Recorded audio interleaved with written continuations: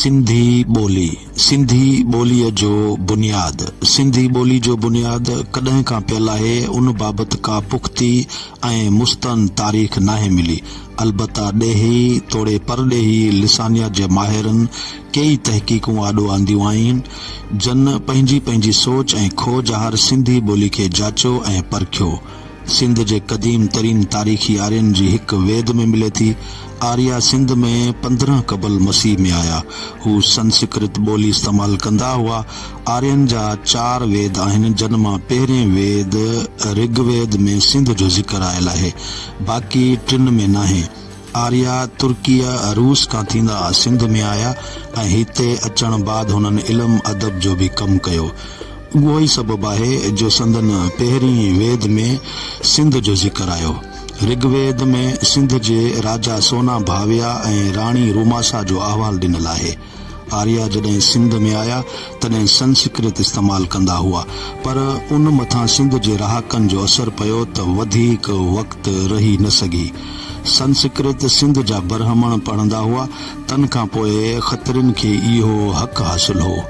टेक्सला, जंहिंखे माज़ी में तक्षला सॾिबो हो, संस्कृत जो मर्कज़ हूंदो हो, जिते संस्कृत जो इल्मु हासिल करण लाइ माण्हू परे परे खां कही ईंदा हुआ। संस्कृत खां पोइ सिंध में पाली प्राकृत आई। गौतम बुद्ध जी ॿोली पाली प्राकृत हुई। सिंध जे झूने मुहक़िक़ भेरूमल जो चवणु हो त जेकॾहिं संस्कृत ऐं प्राकृत तत सम ऐं तदभुए जा समूरा लफ़्ज़ कढी छॾजनि त पोइ बि सिंधी ॿोली जा घणाई लफ़्ज़ बचनि था। उन्हनि बचियल लफ़्ज़नि खे भेरूमल देसी ॿोली जो वजूद चयो आहे। आर्याई दौर में सिंध जा माण्हू विराचट उपभरनिश यानी बिगड़ियल उपभरनिश ॿोली बि इस्तेमाल करण लॻा। भेरूमल जेका देसी ॿोली चई आहे, सा दरावड़ी ॿोली तौरु चई वञे थी। आर्या क़ौम सुधरियल हुई।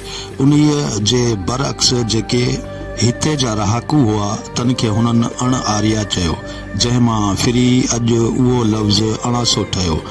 अणासे जी माना बेनुको आहे, उन करे हू चिट्टी तरह लफ़्ज़ नथो कढी सघे।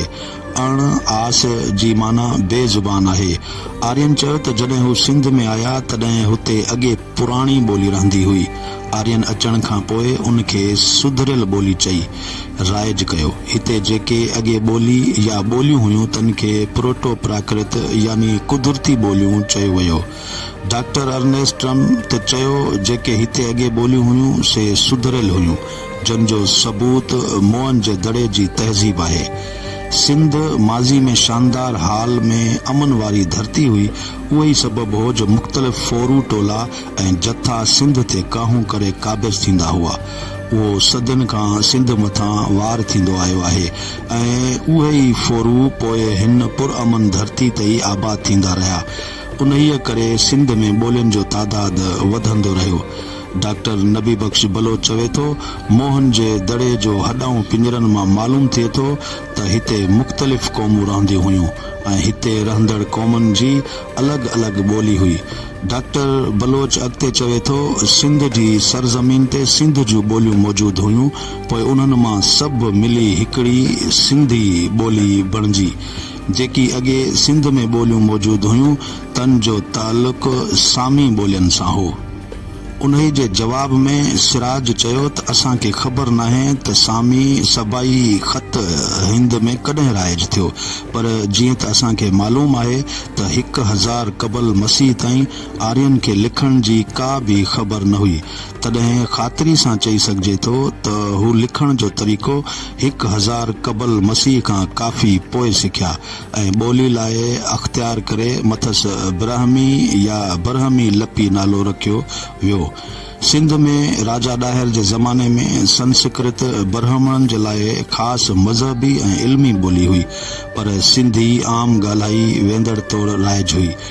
उन ज़माने जी का बि इल्मी शाहिदी बची कोन सघी, छाकाणि त मोहम्मद बिन कासिम जी सिंध ते कयल हमले में समूरो इल्मी खज़ानो बि तबाह थी वियो।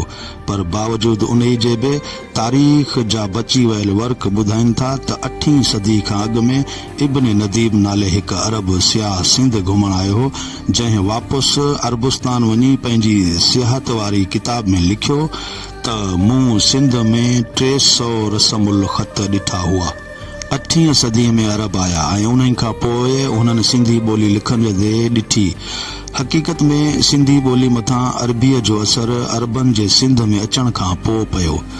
जन मुहक़िक़नि सिंधी ॿोली ते अरबनि जो असर या उन्हनि सां वेझड़ाई ॼाणाई आहे तन फ़क़ति गुमान ऐं अंदाज़ो लॻाए तहक़ीक़ कई आहे।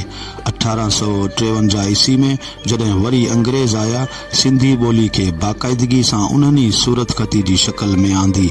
डॉक्टर ट्रम्प सिंधी ॿोली जी तहक़ीक़ दौरान आर्याई नुक़्ते खे वधायो।